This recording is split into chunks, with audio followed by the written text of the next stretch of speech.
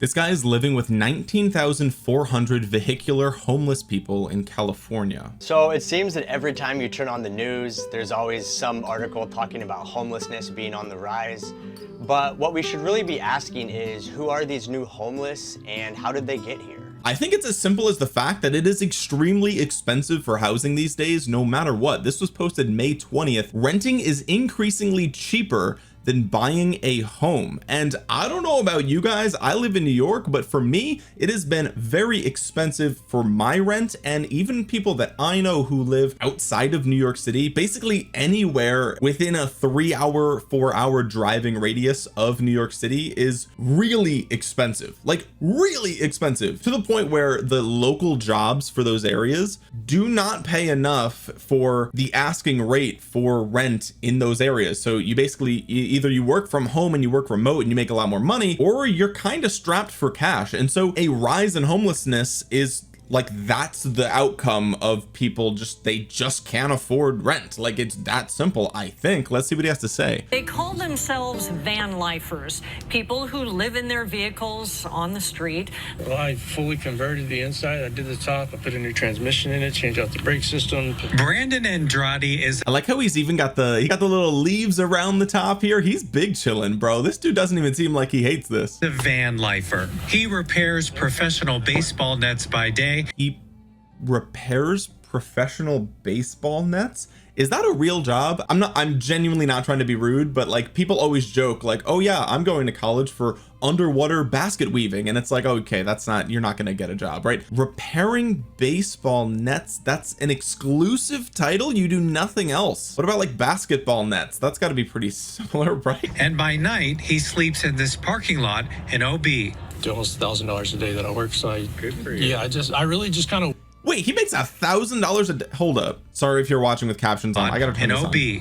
Almost $1,000 a day that I work. So I really just kind of work to make money to where I can travel and experience life.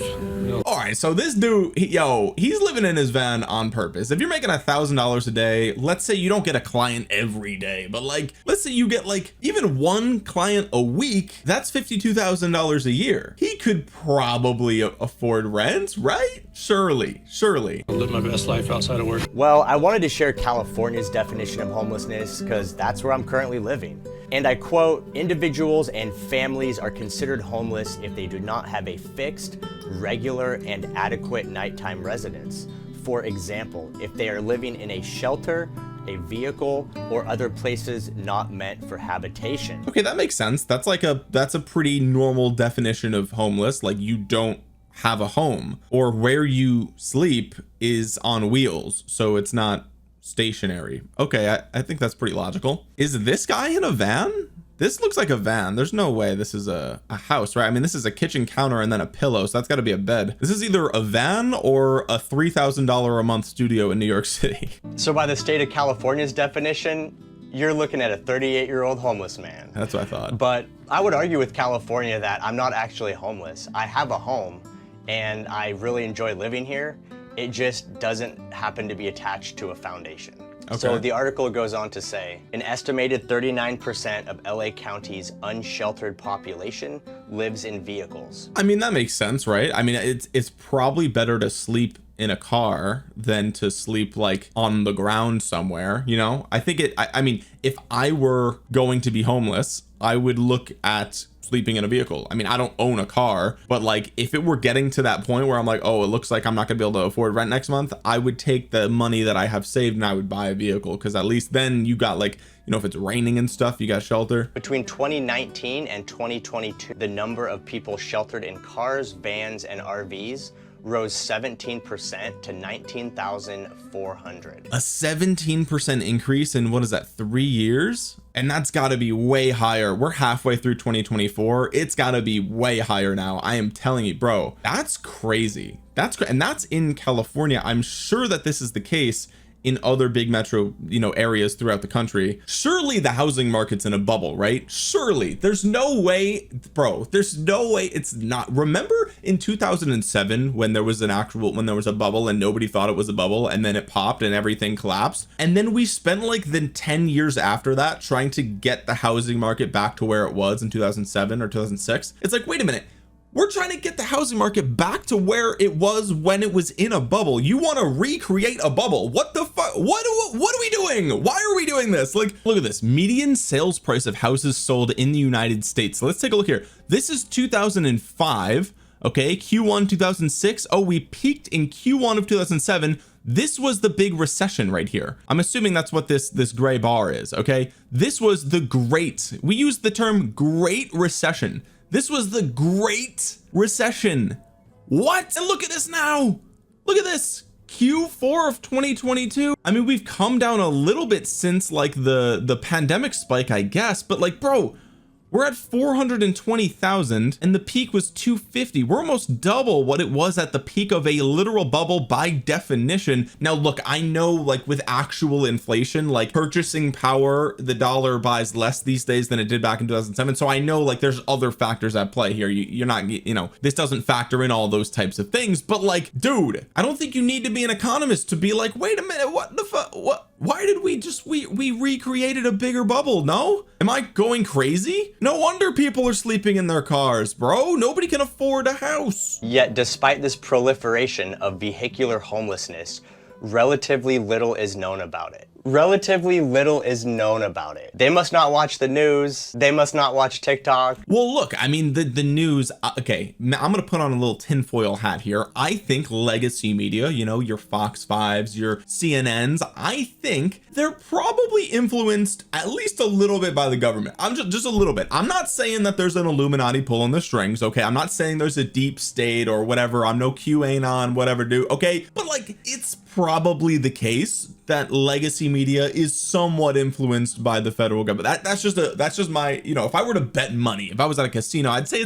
it's more likely than not. I'm not saying definitely, but with that being said, I think it would be reasonable for mainstream media to not talk about how bad things are for Americans, because that just makes us look bad. It makes us feel bad on the global stage. Instead, what do they do instead? They focus on migrants, they focus on wars overseas, they focus on immigration, right? Illegals coming from the border. Okay, there's always a big old boogeyman that's ruining America. It's never America's itself, okay? America is never America's problem. No, it's someone else. It's the other countries, it's the other people. That's why we gotta bomb, you know, people. So if, you know, if the media starts covering like, hey, actually there's a lot of homeless people now, everyone's gonna be like, yeah, it sucks right now for like everybody. They have no idea. Why are people living in vehicles? If you go on TikTok and just look and type in living in your car, there's regular people, just everyday folks with jobs, full-time jobs, families,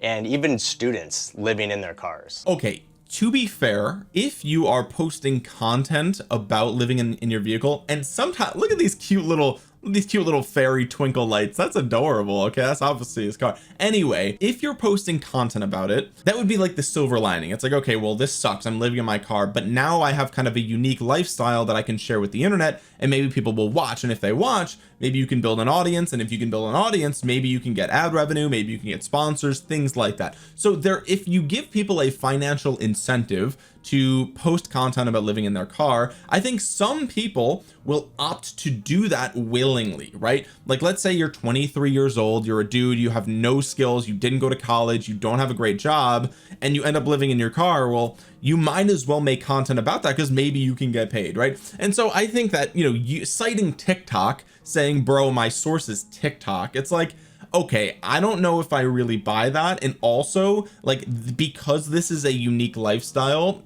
it's going to be promoted in the algorithm because it is interesting to people who are living in an apartment or a house or whatever, and so it will be a disproportionately high amount of content that you see on there. So for example, if you have the niche, let's say the niche is housing in America or whatever the case is, like, you know, lifestyle, then on social media platforms it might be the case that like 15 or 20% of the content posted in that lifestyle category is tiny homes, you know, living in shipping containers, living in your car, van life, right? Hashtag van life. 15-20%, I'm just making up numbers, but it could be that percentage.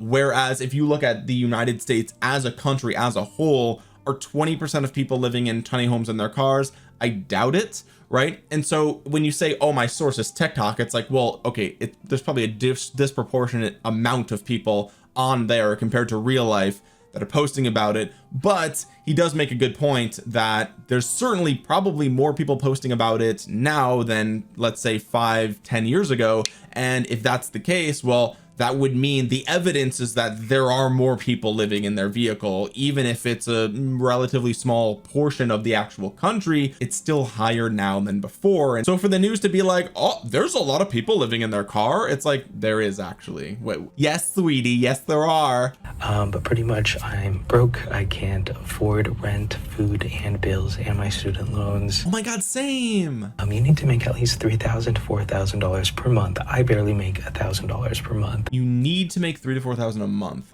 I don't think so. That's just me personally. I don't think you need to make that much. I mean, it depends on where you live, okay? But I mean, yeah, if he's making $1,000 a month, like he's not gonna overflow. But I love what I do. Like $1,000 a month is $12,000 a year. That's like nothing. I do have a job. Number one, it's cheaper than living in an apartment and paying rent for something that I don't get to keep, and throwing away thousands of dollars every month. I don't do that when I live in my car.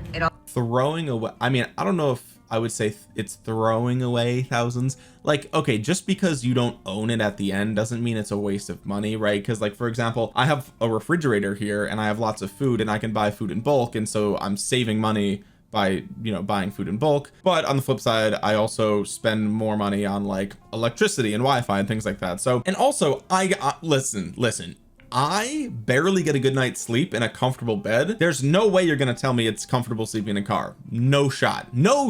I won't even hear the argument. There's no way, unless you have like a conversion van and you set up an actual mattress in the back. And so your comfort and a good night's sleep, I think, has value, even though it's not tangible. You don't own the property, sure. It all goes to things that are serving me. The cost of living has gone through the roof on everything: food, transportation, electronics, insurance, and with how Bro, insurance is crazy. Have you seen what's happening in Florida? Like, there's so many insurance companies in Florida that are just like, we've decided we are no longer going to insure your property. And like, tons of insurance companies have been doing that to a bunch of people all at the same time, and everyone's like, well, wait a minute, how are you just gonna decide that you're not going to insure the property? Like, just because I'm near the water? Like, bro, I've been near the water. It's a literal beach. Like, it's Florida, bro. What do you mean I'm near? Like, what do you mean the hurricanes are making it? There's always hurricanes in Florida. Like, dude, insurance is the biggest fucking scam. It is the biggest fucking scam I've ever seen in my life. Insurance for everything across the board should be like 10% of what it actually is, okay? Insurance exists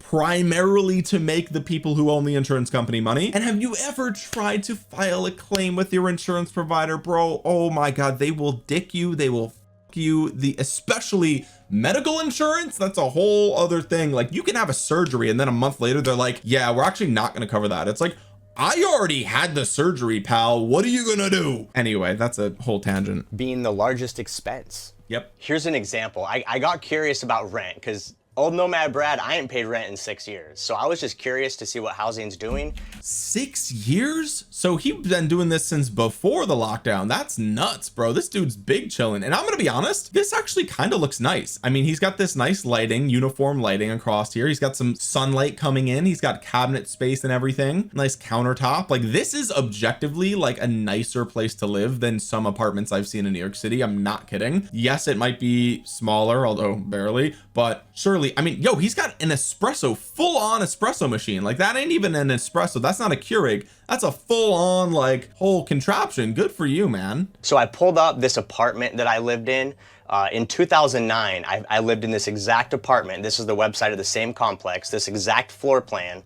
In 2009, you had a pool, bro. I paid $936 a month for this 2-bedroom apartment in Tigard, Oregon. Today, the same apartment is renting for $1,900. My current apartment, I live in Queens, New York. I have a 2-bedroom apartment and we pay $2,650 a month. So this is an absolute steal. I don't know where this guy lives, but God bless you. I would kill a man to have that this low of a rent, and also to have a pool. Hello. But I can say, like, when I went to college, like right at the end of right when I was about to get my bachelor's degree, I lived up in Albany, New York. I went to Albany. Okay, I know I'm embarrassed to admit that. To be fair, their business school is actually quite nice. Okay, let's just be real. But Albany as a city is a garbage can. It is just a stinky piece of trash. It is like a tiny delinquent cousin of New York City. It's literal garbage. There's no reason to go there besides school, and because it's the capital of New York State. That is literally the only two things. There's a bunch of colleges there. Besides that, Albany has like literally nothing to offer. It is ugly. It has horrible winters. It is just the worst. But I rented a 2-bedroom apartment in Albany for like I think it was $950 or like $1,100. This was in probably 2015, 2016, something like that. And I split it with another person, and it was huge, bro. I had a massive room, probably bigger than this current room. Okay, and the living room was huge, full wood floors. It was a beautiful, like, I think 3rd floor or 2nd floor apartment, tons of light coming in during the day. It was absolutely gorgeous, and it was so cheap, bro. Oh my God, I miss how cheap rent used to be. It's insane now. And $86. It's doubled in price per month. But let me ask you, how many people's salaries or wages, hourly wages, have doubled? I was curious, like, I have no idea. So I went. Unless you've gotten promotions, almost 0 people, right? Almost 0 people. From 2017 until I left my job at the end of 2023, my income did double at my job, at my actual job. More than doubled, actually, which was awesome. I worked for Apple,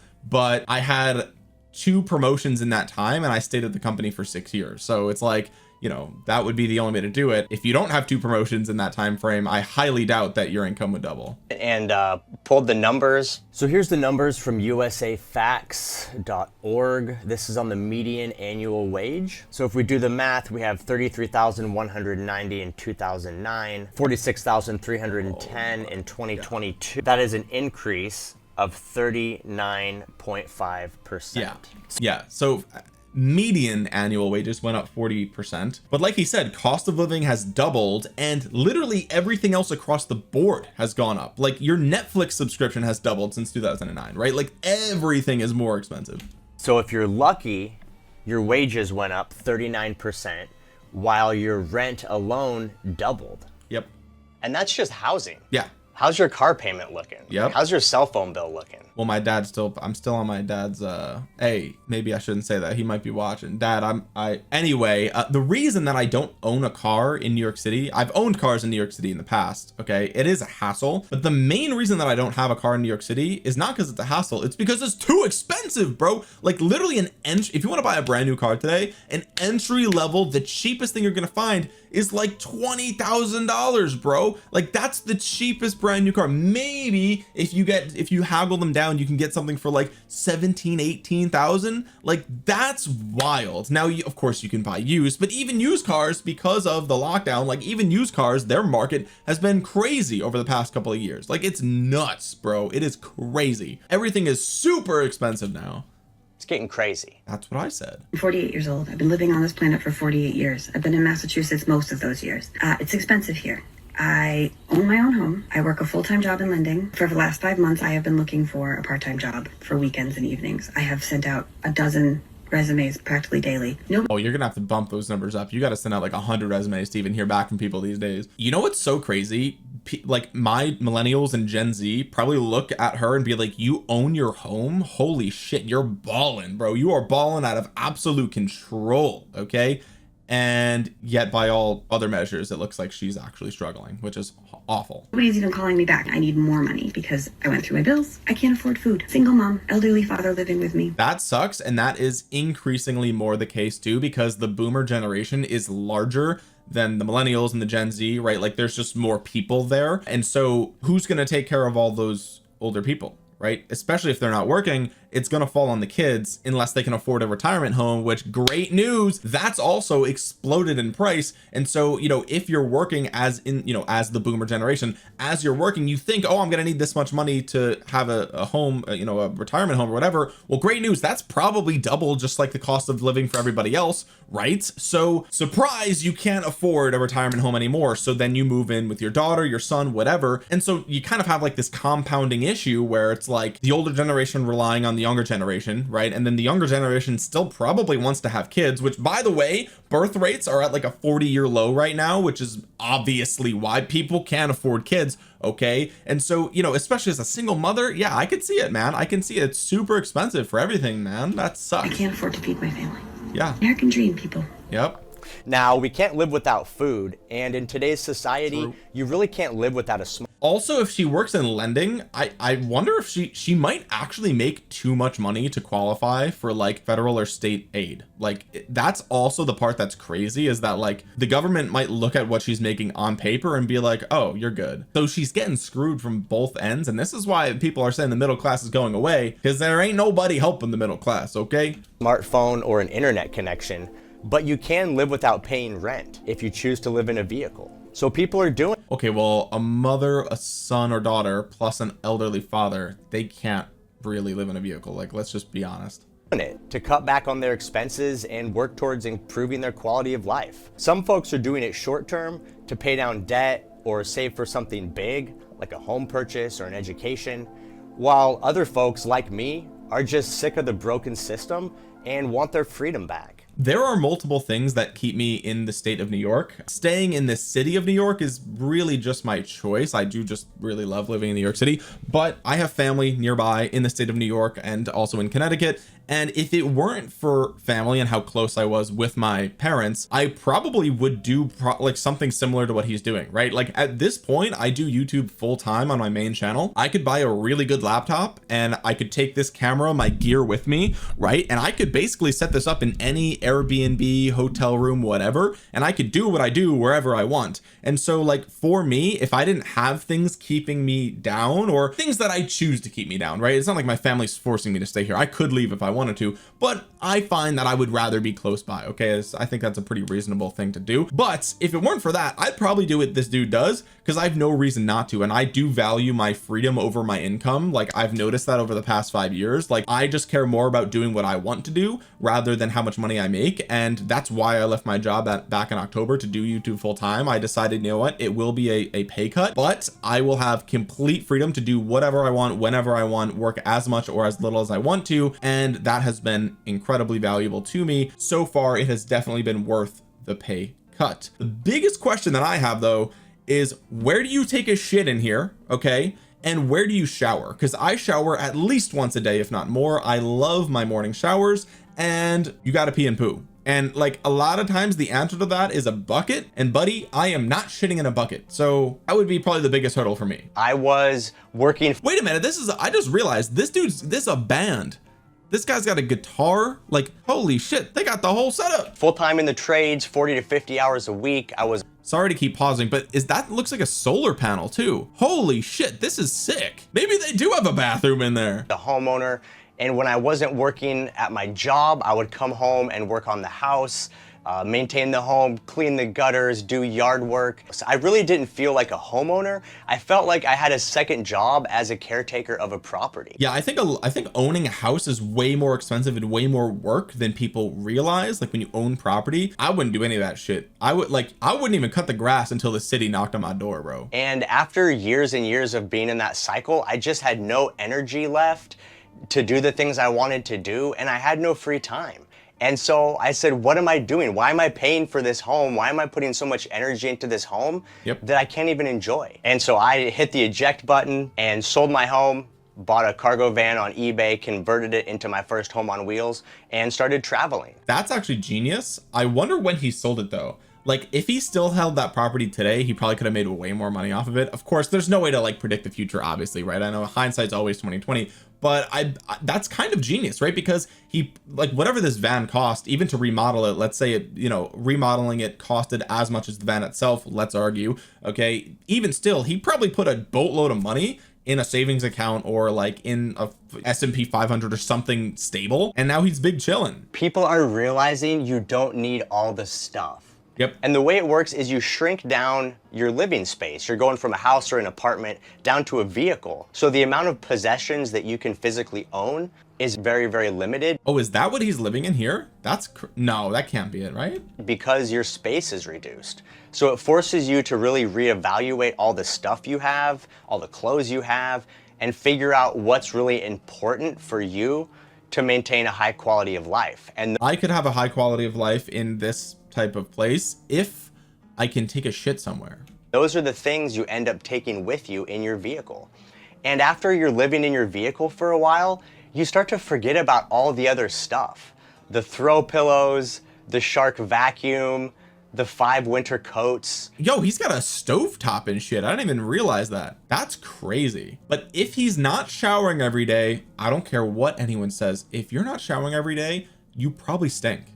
I'm just gonna keep it 100, bro. I walk around the mall or you walk through Walmart or whatever, and I know immediately. My sense of smell is really good. I know instantly. Oh, you didn't shower today. Oh, you probably didn't even shower yesterday either, bro. Like, I can tell immediately. Okay, so if you think you're getting away with it, I promise you, you're not. People are just being very generous to you. They're being very polite to you. They don't want to say, hey, you smell like shit. That would be my biggest concern, to be honest. The 60-inch flat screen TV, you realize you don't need any of it. Yeah. And then something else interesting happens. You find yourself with a lot more free time, and now you can start to focus on the things you really enjoy. That can be dangerous as well, though, because I sometimes find myself with free time and I don't know what to do with it, right? Which is like a weird problem, but like some people need structure in their life. That's why people, like, they do really well in high school, they do really well in college, they get really great grades, and they enter into the workforce, and if they don't have a lot of structure in their job, they might flop. Some people need structure, and if you rip that out from people, or if they elect to do it themselves naively, if they're not prepared for that, like, you could go crazy. Okay, you could actually go crazy. That's how people become conspiracy theorists. Well, let's not go down that Maybe path. you want to focus on a hobby or learn a new skill set that could allow you to land a better job and make. See, that sounds great on paper. This used to happen all the time when I worked at a job. Okay, I would be at work and I would think all day, I'm like, I can't wait to get off work so I can do this, or I can't wait for my day off so I can play a video game. I can't wait to go and like, for me, like, oh, I'm gonna go to Manhattan when I'm off of work on Monday, right? And then your day off comes and you actually don't really want to do anything. You don't really know what to do. You're like, oh, well, what should I do? And you have this sense of like, oh, I'm wasting my day off, but then you end up just like scrolling on your phone, right? And I think that is evidence that like people think that they want all this free time, but once they get it, they don't really know what to do with it. Like, people think, oh, well, I'm gonna start journaling or I'm gonna start reading more. It's like, maybe, but like, probably not, bro. Probably not. Make more money. My parents are getting older now,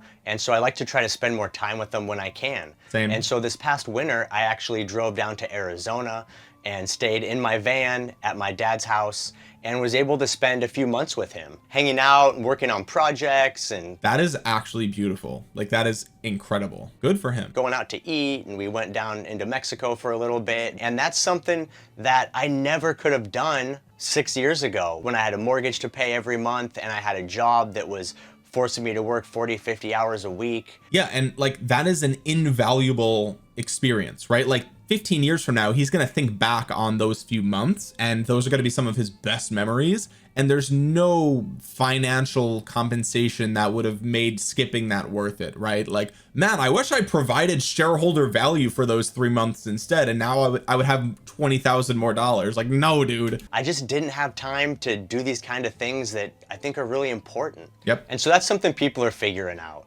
What's really important to them and what they really want to do with their free time. And they're realizing maybe they don't really want to work so much. Yep. Maybe they want to enjoy life a little more. Well, great news. With AI coming down the pipeline, a lot of people aren't going to have a choice. They're just not going to have a job anymore. So y'all better figure out what you want to do. Unless the cost of living starts coming back down, which I don't really think is going to happen anytime soon, we're going to see more and more people turning to living in vehicles. I'm going to predict end of 2025. I think that is when like shit is going to hit the fan. I think the interest rates probably aren't going to go down until somewhere around there. and the housing market is probably going to be a little bit shaky after the election, right? No matter who gets elected, shit's going down. Let's just keep it 100 right now. The next president is screwed. It doesn't matter who it is, okay? The writing is on the wall. The ball is already in motion. The train is heading out of the station and there's no brakes installed, okay? I don't care what political party you're in. It doesn't matter to me. They're all screwed. Good. It suits me personally. There's so much about it I like. I like being able to travel. I'm seeing the entire country. I've been to more places in the country than probably most people have. I also really like the idea of living on the cheap. Still cheaper than a mortgage or rent. But I stay in public lands a lot. I stay on side streets, places like that. And look at, nobody has said where they shower. This looks glamorous, and if she's happy, that's all that matters, bro. Like literally, who gives a shit? If you're happy doing this, that's great, but I bet you the inside of this van probably smells a little bit. I'm gonna just keep it real. It probably does, bro. It probably does. Where it's legal and free to park overnight. Love that. The biggest draw is the excitement, the adventure. Look where I am. This is the view out my front window right now. That's kind of nice, I'll give you that, but I don't really know if it can compete with the views that I get living in New York City, because like, for example, the other day I went for a walk and I walked by the park near my house and there was a crackhead rolling around in the grass, right? I thought it was some dude working out for a minute, and then as I got closer I was like, oh, he's wearing a hoodie, it's 80 degrees out, like, and then I was like, oh, I recognize that guy, like he's usually tweaking near the bus stop. So I mean, yeah, like sure, I guess this is kind of nice. Come on. I need to be where there's a or cellular connection and we can work. She didn't say shower. She didn't say shower. Anyway, this video was great. This was by Nomad Brad. I've never seen his channel before. This has 150,000 views and he only has 25,000 subscribers. So he's been doing pretty well lately, it seems. And this video is not about what I thought it would be about. He did touch on, you know, like that the homeless population is increasing and people are choosing to live in their car more, but also I feel like it's not really a choice for a lot of people. Like they get to a point where it's like, okay, I don't make enough money at my job, like, you know, if I can do something to have my expenses lower, then that would be great. And so they're trying it out. I think that's great. Look, hey, if you can live in a car and you're happy about that, like more power to you. Like I said, I would do that myself if it weren't for a few things that I, you know, choose to place more value on than that. But yeah, the shower thing's just got me hung up, man. It's just got me hung up. I don't know. I've yet to hear, I've watched, you know, many videos of people living in their vans or tiny homes, whatever. I've yet to hear a compelling argument about cleanliness. I haven't. Oh, well, you get used to it. You have the bucket and you get the what? Nope. No, brother, no shots. Call me a diva, but I need hot running water. That's what I need. I guess maybe you could get like a Planet Fitness subscription. Do they have showers at Planet Fitness? Maybe not. I don't really know, but yeah, maybe you could get like a gym membership and like just like travel from like, you know, every city you go to just has to have one of those gyms and then you're good. I don't know. Anyway, guys, I'm going to link to his video down below if you guys want to go ahead and support his channel. If you're interested more in like van life and being a nomad, digital nomad culture, go ahead and subscribe to him. Go ahead and drop a thumbs up on his video. And while you're down there, drop a thumbs up on this video. It really helps out the channel a ton. It'll get this video out to the YouTube algorithm so other people might see it. I found this topic super interesting, and if you did too, make sure you comment down below. Let me know what you think about all of this, and consider subscribing to the channel and clicking the bell to be notified the next time I upload a video. And with that being said, guys, thank you so much for watching. This has been Omniarch. I will talk to you guys again soon. Peace.